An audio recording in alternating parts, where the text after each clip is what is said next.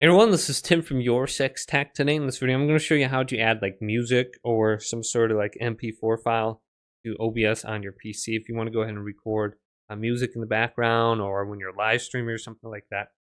So go to your scene and then go to sources and go to the plus icon. And then we want to go to media source.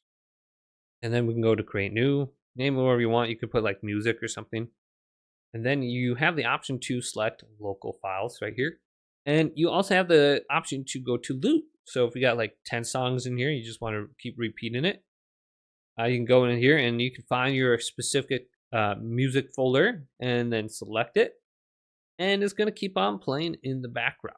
So you can select it, the speed right here, you have that option. It says restart playback when source becomes active. So if you want to go ahead and start it over at the top song, you can do that every time you switch back to the source. So you might want to uncheck mark that. Otherwise, you're just going to keep hearing the same song. So you have that. And then go to OK. And then you're going to see media source listed under here for the audio mixer. Go ahead and decrease this or increase it depending on your needs. And you do have filters under here if you ever want to add like a audio filter to it or something. Increase the sound, expand or noise gate, wherever.